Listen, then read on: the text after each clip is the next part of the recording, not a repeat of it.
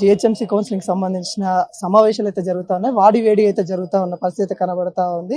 BRS నేతలు కూడా ఇటు ప్రజల గొంతుకై ప్రశ్నిస్తున్న పరిస్థితి అయితే ఇక్కడ కనబడతా ఉంది. మనతోని బీఆర్ఎస్ ఎమ్మెల్యే వివేకానంద గౌడ్ అయితే ఉన్నారు, మాట్లాడించే ప్రయత్నం అయితే ఇద్దాం. సరే, ఎలా ఉంది? మార్నింగ్ నుండి అయితే చూస్తా ఉన్నాం, వాడి వేడిగా అయితే సాగుతా ఉంది.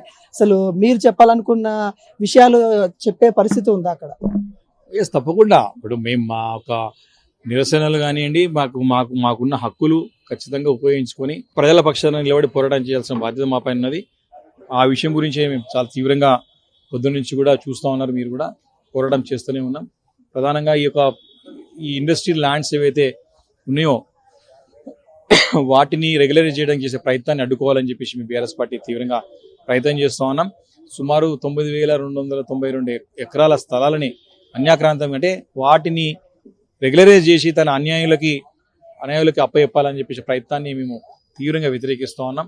జియో 27 ద్వారా అయితే Hyderabad industrial land transformation policy అవుతుందో పూర్తిగా ఇది ప్రజా వ్యతిరేకమైనటువంటి పాలసీ తీసుకొచ్చినారు.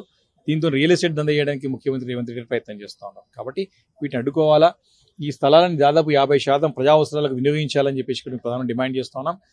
కౌన్సిల్లో తీర్మానం పెట్టి కౌన్సిల్లో డెఫినెట్గా తీర్మానం చేసి ప్రభుత్వానికి పంపించాలని చెప్పేసి మా ప్రధానమైన డిమాండ్. అంటే ఇక్కడ జిహెచ్ఎంసీ సంబంధించిన నిధులు కేటాయింపులో కావచ్చు ఏ విధంగా ఉంది? ఎందుకంటే గతంలో కూడా దుర్వినియోగం అయింది అన్నట్టుగా కేటీఆర్ మీద అనేక విధాలుగా ఇటు వస్తూ ఉన్నాయి, కోణాల్లో చెప్తా ఉన్నారు. వాటి వల్ల ఇప్పుడు ఎలా ఉంది? కేటీఆర్ గారి నాయకత్వంలో హైదరాబాద్ నగరం కీర్తి ప్రతిష్టలు ఎంతో పెరిగినాయి. దేశీయంగా అంతర్జాతీయంగా ఎన్నో రివార్డులు అందుకున్నది హైదరాబాద్ నగరం కేటీఆర్ గారి నాయకత్వంలో. ఈరోజు చెత్త నగరంగా తయారు చేసిండు ముఖ్యమంత్రి రేవంత్ రెడ్డి గారు. ఆయనే చెప్తుంది చెత్త ఉంది అని చెప్పేసి. 2 సంవత్సరాలు అవుతుంది ఆయన చాతకాంతరాన్ని మా పైన రుద్దే ప్రయత్నం చేస్తున్నాడు. ఆ హయాంలో హైదరాబాద్ నగర్ ప్రాస్పర్ అయింది. హైదరాబాద్ నగర్ పెద్ద ఎత్తున పేరు తెచ్చుకున్నది. ద మోస్ట్ లివబుల్ సిటీగా పేరు తెచ్చుకున్నాం. బాగా స్వచ్ఛ సర్వేక్షణలో మంచి అవార్డులు అందుకున్నాం హైదరాబాద్ నగరం. ఈ రోజు అది లేదే, అంత చిత్రంగా ముఖ్యమంత్రి చెప్తున్నాడే. అది మరి వైఫల్యం. ముఖ్యమంత్రి పూర్తిగా విఫలమైపోయాడు. వైఫల్యం చెందినటువంటి ముఖ్యమంత్రి పురపాలక శాఖ దగ్గర పెట్టుకుని జిహెచ్ఎంసీని అంతా కూడా కుదేలు చేసేస్తా ఉన్నాడు. కాబట్టి ఇవన్నీ ప్రజలు గమనిస్తూ ఉన్నారు. దాని గురించి నిలదీయడానికి ఈరోజు నిలదీస్తా ఉన్నాం. కాబట్టి నిధులన్నిటి కూడా సక్రమంగా వినియోగించడంలో ప్రభుత్వం ఘోరంగా విఫలమైంది. జిహెచ్ఎంసీ నిధులు కూడా వాడుకుని పక్కతో పట్టించే ప్రయత్నం కూడా చేస్తా ఉన్నది. ఇవన్నీ కూడా మేము చెప్తా ఉన్నాం. తప్పకుండా ఇప్పుడు కూడా సెషన్ నడుస్తూ ఉంది కాబట్టి ఫైట్ చేస్తాం. ఇంకోటి, జూబ్లీహిల్స్ బై ఎలక్షన్స్ ఏవైతే వచ్చాయో అక్కడ కాంగ్రెస్ పార్టీ విజయం సాధించింది. వచ్చే జిహెచ్ఎంసీ ఎన్నికలైనా లేకుంటే ఒకవేళ బై ఎలక్షన్ వచ్చినా కానీ మేమే గెలుస్తామని కాంగ్రెస్ పార్టీ ధీమా వ్యక్తం చేస్తుంది. వీటిని ఎలా వస్తుంది?